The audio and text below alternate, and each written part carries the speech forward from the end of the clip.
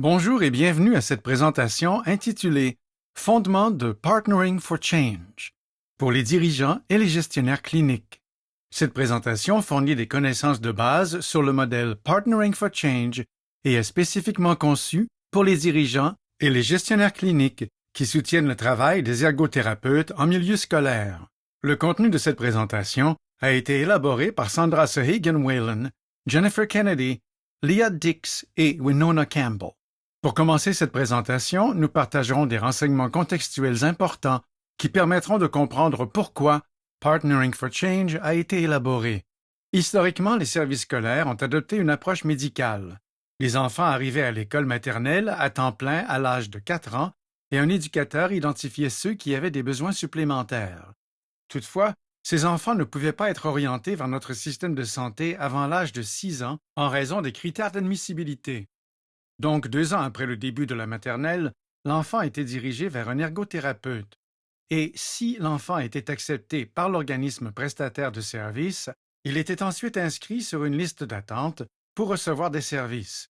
En Ontario, les temps d'attente varient, mais durent généralement plusieurs années. Lorsque l'enfant arrivait en haut de la liste, un ergothérapeute le voyait, mais à ce moment-là, il pouvait être réticent à aller à l'école en raison de problèmes durables de performance et de participation et être confronté à des problèmes de santé mentale, quelle que soit la raison pour laquelle il avait été orienté à l'origine vers ce service. L'ergothérapeute sortait l'enfant de la classe, travaillait avec lui et le renvoyait ensuite en classe. L'éducateur et la famille ne savaient pas ce qui s'était passé et ne savaient pas comment aider l'enfant. Souvent, l'enfant était réorienté et se retrouvait à nouveau sur une liste d'attente. Cette approche médicale n'a pas fonctionné. Les enfants ont attendu pendant des années un service inefficace parce qu'il est arrivé trop tard. Seuls les enfants avec les besoins les plus élevés étaient vus et les éducateurs ne recevaient aucune information sur la manière de gérer ces enfants en classe. À partir de la fin de l'année 2019, l'administration des services en milieu scolaire est passée des agences locales de santé communautaire au centre de traitement pour enfants situés dans toute la province de l'Ontario. Pour résorber les listes d'attente et fournir des services d'ergothérapie plus équitables et mieux adaptés aux besoins, de nombreux centres de traitement pour enfants ont commencé à adopter un nouveau modèle de prestation de services appelé Partnering for Change, partenariat pour le changement. En quoi Partnering for Change diffère-t-il donc? Lorsqu'un enfant éprouve des difficultés, l'ergothérapeute entre en jeu et travaille avec l'éducateur directement dans la salle de classe et les deux collaborent jusqu'à ce qu'ils trouvent une solution pour aider l'enfant. Ensemble, l'ergothérapeute et l'éducateur modifient l'environnement de la classe pour que les enfants qui ont besoin d'aide puissent en bénéficier. Les connaissances sont partagées et les éducateurs apprennent à apporter les changements dont les enfants ont besoin, même les jours où l'ergothérapeute n'est pas présent. Nous renforçons les capacités du système scolaire pour soutenir les éducateurs, les familles et les enfants.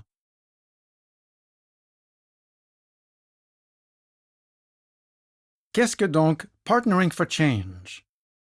Partnering for Change est un modèle de service d'ergothérapie à plusieurs niveaux, fondé sur des données probantes, destiné à tous les enfants en milieu scolaire.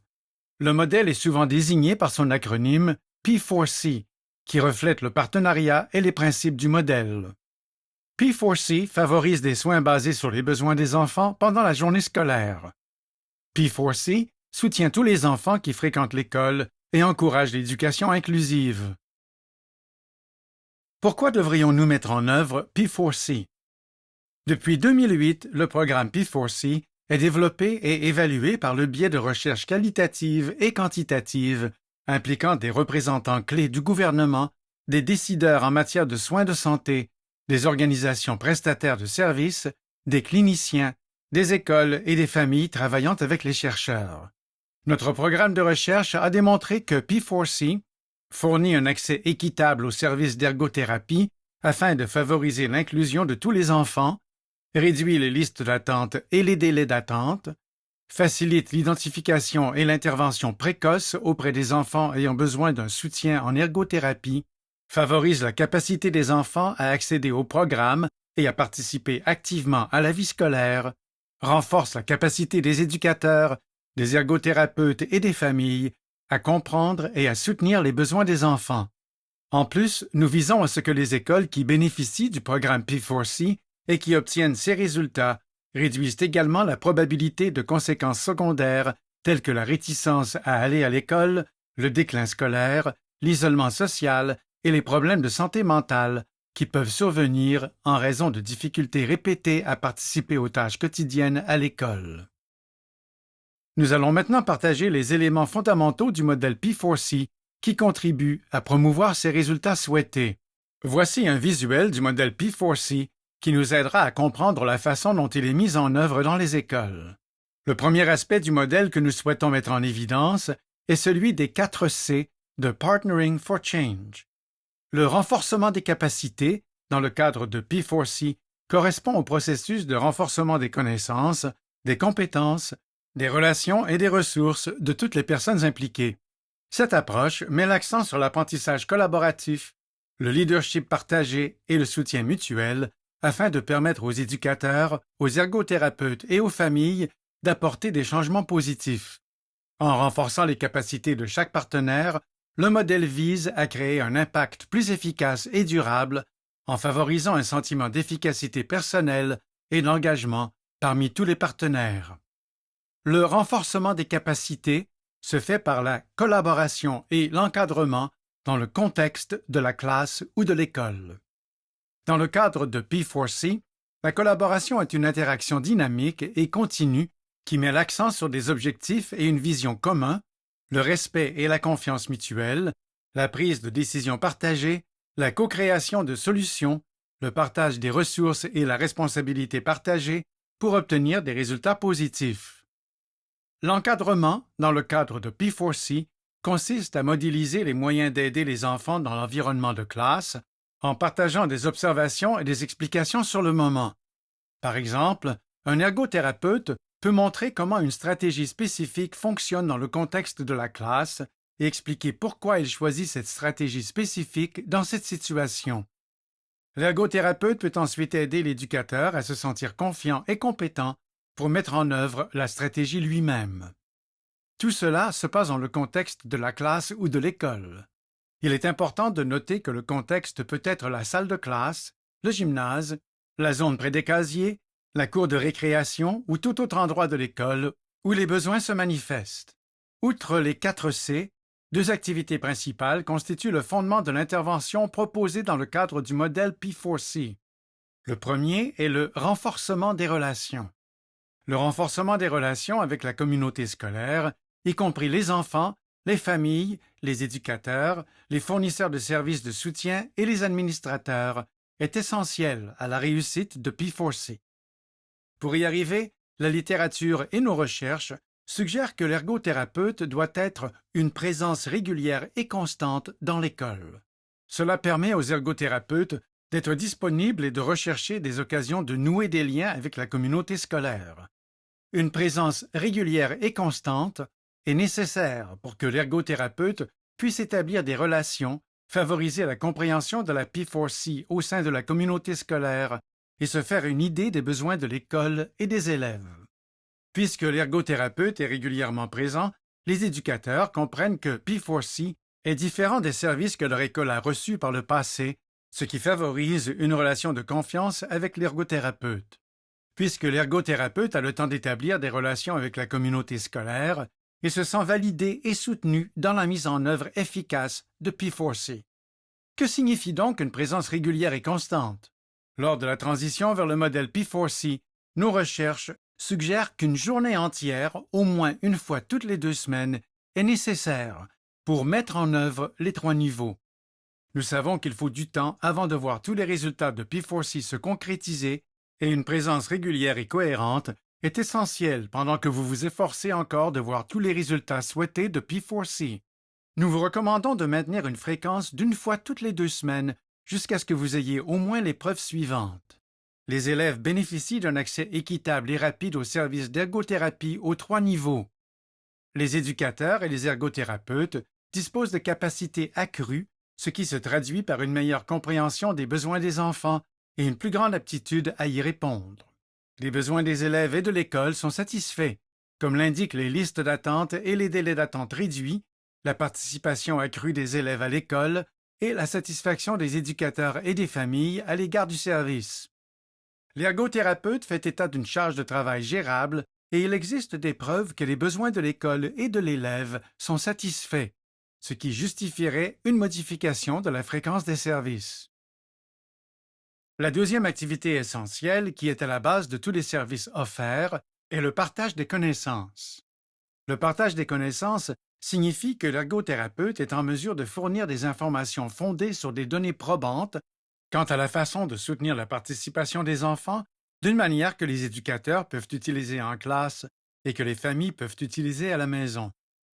L'objectif du partage des connaissances est de renforcer les capacités des autres en résolvant les problèmes ensemble, en identifiant et en démontrant les stratégies qui permettent une participation réussie, puis en expliquant comment, pourquoi et quand des stratégies particulières fonctionnent. Les éducateurs et les familles peuvent ensuite appliquer ces stratégies le cas échéant et adapter ces connaissances à leurs activités quotidiennes. Nos recherches suggèrent que le partage des connaissances est réciproque et bidirectionnel. Non seulement les ergothérapeutes P4C partagent leurs connaissances avec toutes les personnes concernées, mais ils renforcent également leurs propres capacités et connaissances en collaborant avec les éducateurs, les enfants et les familles. Campbell et Cole, 2012. Par exemple, au fur et à mesure que les ergothérapeutes P4C se familiarisent avec le programme scolaire, les ressources de l'école et les exigences des enfants et des éducateurs, grâce au partage des connaissances par les éducateurs, ils commencent à comprendre ce qui est faisable et réaliste et ce qui peut réellement fonctionner dans le contexte de la salle de classe ou de l'école. Ils apprennent également à aligner leurs connaissances sur les exigences du programme scolaire. Ensuite, nous allons attirer votre attention sur le triangle au milieu du modèle. Ce triangle, appelé pyramide de la réponse à l'intervention, met en évidence les types de services inclus dans le modèle P4C. Comme indiqué ici, P4C comprend 3 types de services à plusieurs niveaux: les services universels, les services ciblés et les services personnalisés. Tous les niveaux sont essentiels à la fonction globale de P4C et contribuent au résultat de l'accès équitable, de l'inclusion et de l'identification et l'intervention précoce. Si un prestataire de service décide qu'il n'est pas en mesure de réaliser l'un des niveaux, par exemple, il n'a pas le temps de réaliser les services ciblés, le modèle qu'il choisit de mettre en œuvre n'est pas le P4C. De plus, la manière dont les niveaux sont mis en œuvre reflète les besoins de la communauté scolaire. Par exemple, certaines écoles peuvent passer plus de temps au niveau 1 ou plus de temps au niveau 3. Cela implique qu'il n'existe pas de prescription précise du temps à consacrer à chaque niveau et que cela peut varier d'une école à l'autre. Au fur et à mesure que l'ergothérapeute apprend à connaître les besoins de l'école, le raisonnement clinique orientera les services fournis à chaque niveau. Notre recherche indique que le mentorat et le soutien des pairs sont essentiels pour aider les ergothérapeutes à appliquer le raisonnement clinique dans le cadre du modèle P4C.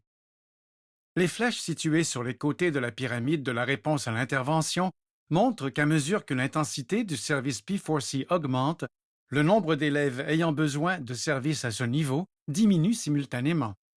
En utilisant une approche à plusieurs niveaux, le modèle P4C permet de répondre aux besoins très divers des élèves en s'assurant que le niveau de soutien est basé sur les besoins et atteint tous les élèves, de ceux qui n'ont besoin que d'un soutien à l'échelle de la classe à ceux qui ont besoin de stratégies personnalisées et individualisées pour maximiser leur potentiel. Nous tenons à souligner que les flèches en surbrillance n'indiquent pas le parcours de l'ensemble des étudiants. Elles font référence à l'intensité des services et à la manière dont le nombre d'enfants à chaque niveau diminue avec l'augmentation de l'intensité des services. Les élèves peuvent entrer dans le modèle à n'importe quel niveau en fonction de leurs besoins en matière de services. Par exemple, un nouvel élève qui doit utiliser un fauteuil roulant et une table allongée pour aller aux toilettes aura besoin que l'ergothérapeute fournisse des services personnalisés pour enseigner aux éducateurs comment transférer l'élève en toute sécurité et pour évaluer l'environnement scolaire en termes d'accessibilité pour l'élève. Cependant, cet élève pourrait également bénéficier de services de niveau 1 en classe. Par exemple, l'ergothérapeute peut aider l'éducateur à envisager différentes formes de production écrite pour tous les élèves de la classe.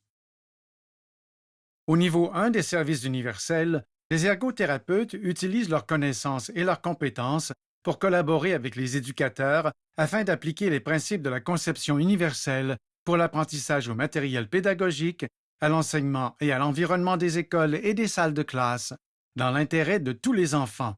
Les ergothérapeutes participent au renforcement des capacités en partageant leurs connaissances avec les éducateurs pour savoir quand, pourquoi et pour quels élèves une stratégie ou une modification de l'environnement devrait être choisie parmi toutes les options proposées et en montrant comment mettre en œuvre les changements nécessaires. En d'autres mots, les services universels de niveau 1 sont bénéfiques pour tous les enfants, mais peuvent être essentiels pour certains d'entre eux afin de favoriser la participation à l'école et l'accès aux programmes scolaires. Le partage des connaissances et le renforcement des capacités au niveau 1 sont également fournis à toute la communauté scolaire, y compris les familles. Par exemple, il peut être demandé à l'ergothérapeute de soutenir l'aménagement d'une aire de jeu ou d'un espace de bibliothèque inclusif et accessible, ou d'organiser une soirée d'éducation familiale sur des sujets tels que les activités d'été visant à favoriser le développement des capacités motrices. Le partage des connaissances peut se faire de manière informelle, lors de conversations dans les couloirs ou dans la salle des professeurs, ou de manière plus formelle, lors de déjeuners-conférences ou de journées de développement professionnel sur des sujets tels que sont-ils prêts à écrire ou aménager la salle de classe en soutien à la réglementation. En ce qui concerne le consentement pour les services de niveau 1, lorsqu'un modèle de service à plusieurs niveaux est en cours de mise en œuvre, nous recommandons au moins qu'une lettre, un courriel ou une autre communication renfermant les renseignements ci-dessous soit envoyée à toutes les familles dont les enfants fréquentent l'école.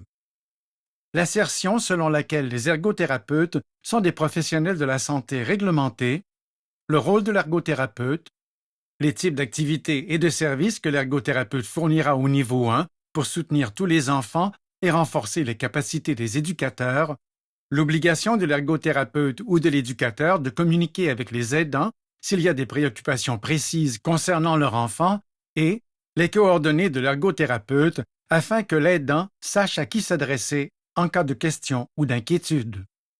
Il est important que toutes les familles soient informées de la présence d'un ergothérapeute dans l'école, car celui-ci peut visiter tous les espaces et toutes les salles de classe de l'école, selon les besoins, tout au long de l'année scolaire. La communication doit également décrire clairement les types de services universels de niveau 1 qui doivent être fournis. L'objectif de la communication est d'être aussi clair que possible au sujet de votre service, afin que les familles ne soient pas surprises par la présence de l'ergothérapeute en classe et qu'elles soient au courant de certains des domaines sur lesquels l'ergothérapeute se concentrera avec tous les enfants pour favoriser leur réussite. Nous vous encourageons vivement à consulter l'organisme de réglementation de l'ergothérapie de votre juridiction pour vous assurer que vous respectez les directives réglementaires et les meilleures pratiques. Veuillez noter que tout le monde peut consulter l'Ordre des ergothérapeutes de l'Ontario et qu'il n'est pas nécessaire que ce soit un ergothérapeute qui le fasse.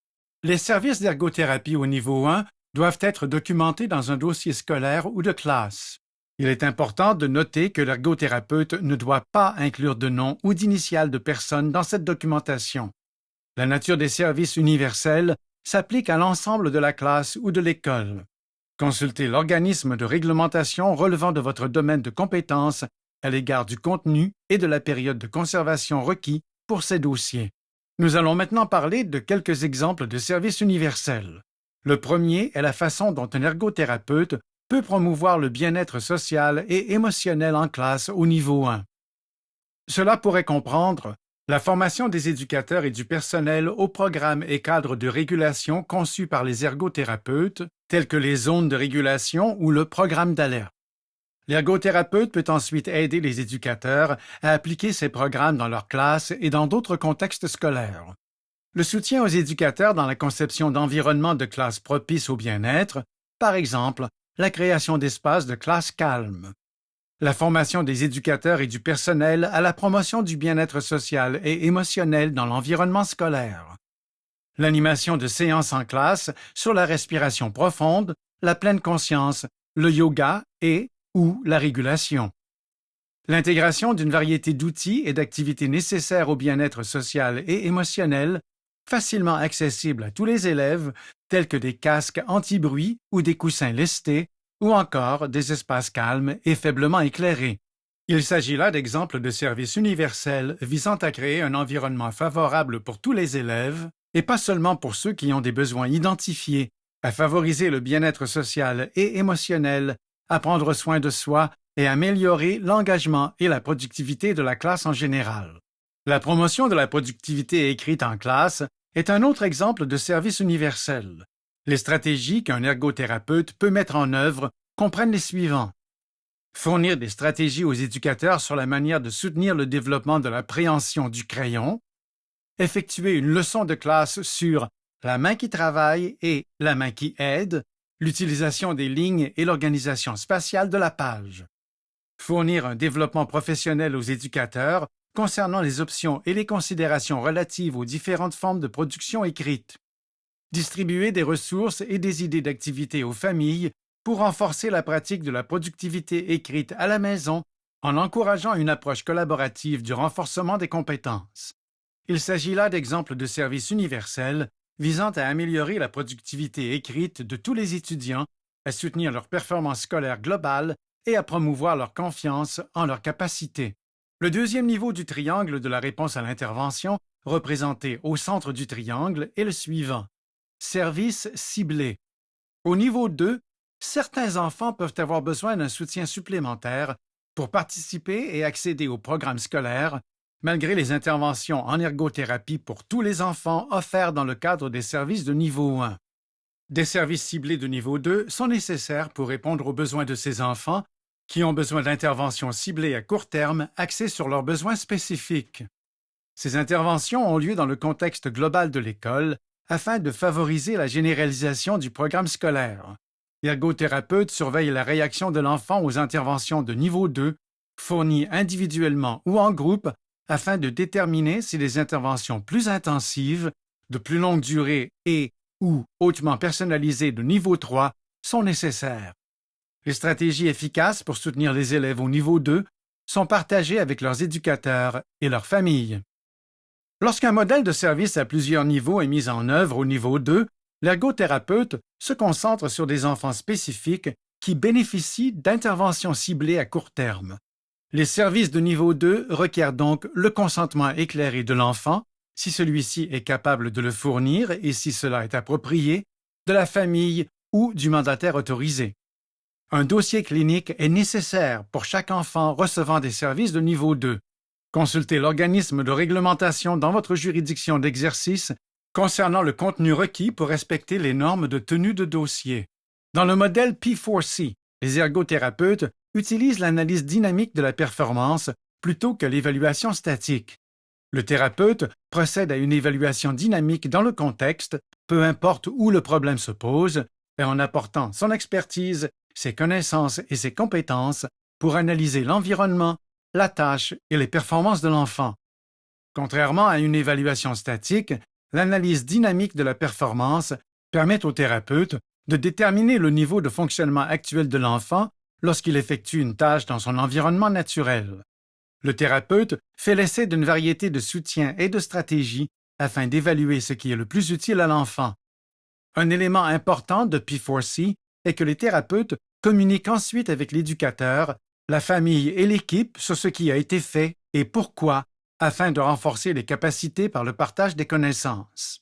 Dans le cadre des services ciblés, l'ergothérapeute, en collaboration avec l'éducateur, surveille la réponse aux interventions au fil du temps. Il détermine si la participation ou la performance de l'enfant s'est améliorée grâce aux stratégies mises à l'essai ou s'il faut envisager d'en essayer d'autres. C'est ce qu'on appelle la réponse à l'intervention. Si la stratégie testée fonctionne bien pour soutenir l'enfant, un plan spécifique sera élaboré en collaboration avec l'ergothérapeute, l'éducateur et la famille. En surveillant la réponse aux interventions ciblées de niveau 2, on peut déterminer la nécessité d'opter pour des interventions plus intensives, de plus longue durée ou hautement personnalisées au niveau 3. Le troisième niveau en haut du triangle de réponse à l'intervention est service personnalisé. Moins d'enfants auront besoin de soutien supplémentaire, au-delà des soutiens des niveaux 1 et 2, pour participer et avoir accès au programme scolaire. Les services individualisés de niveau 3 sont axés sur un plus petit nombre d'enfants ayant des besoins plus complexes. L'ergothérapeute et l'éducateur peuvent collaborer pour identifier ces enfants en fonction de leur réponse aux stratégies mises en œuvre au niveau 1 et 2. Autrement, certains enfants pourraient avoir accès aux services d'ergothérapie dès le niveau 3 en raison de besoins déjà identifiés ou de la complexité de leurs besoins. Par exemple, un enfant ayant reçu des services d'ergothérapie avant son entrée à l'école et nécessitant des services personnalisés pour soutenir sa transition scolaire, comme de l'équipement spécialisé, pourrait intégrer le modèle P4C au niveau 3. Les enfants bénéficiant de services de niveau 3 peuvent avoir besoin d'un soutien supplémentaire pour améliorer leurs compétences, d'aménagements pour faciliter leur participation et leur accès au programme scolaire, ou de modifications spécifiques à l'environnement et ou à des besoins d'équipement. Il n'y a aucun changement dans les processus de consentement et de documentation pour les niveaux 2 et 3.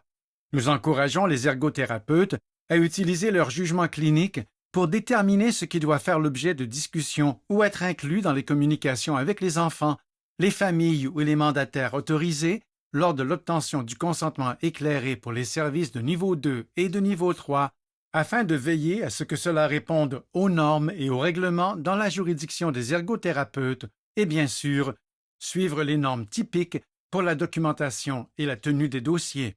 La dernière partie du modèle Partnering for Change, P4C, que nous voulons mettre en évidence est le cercle externe qui met l'accent sur la collaboration et un partenariat égal qui sont requis entre les éducateurs, les enfants, les familles et les ergothérapeutes pour favoriser l'inclusion, la participation et le bien-être de tous les enfants grâce à un modèle de service à plusieurs niveaux. Nous souhaitons particulièrement mettre en lumière certains éléments à considérer lors de la collaboration avec les familles. La recherche P4C a démontré que le partenariat avec les familles peut être difficile. Les facteurs qui influencent la relation entre la famille et le thérapeute sont les suivants. Les demandes concurrentes des ergothérapeutes et des familles en termes de temps, la connaissance du service par les familles, la volonté des familles et des ergothérapeutes de s'engager, la relation des ergothérapeutes avec les écoles et les éducateurs, les facteurs socio-démographiques uniques dans les communautés scolaires et la cohérence et la disponibilité des services d'ergothérapie. Nombre de ces facteurs peuvent constituer un défi pour la relation entre la famille et le thérapeute. Cependant, nos recherches montrent que si les ergothérapeutes entretiennent des relations étroites avec les éducateurs et le personnel de l'école, cela peut également contribuer à établir des liens avec les familles.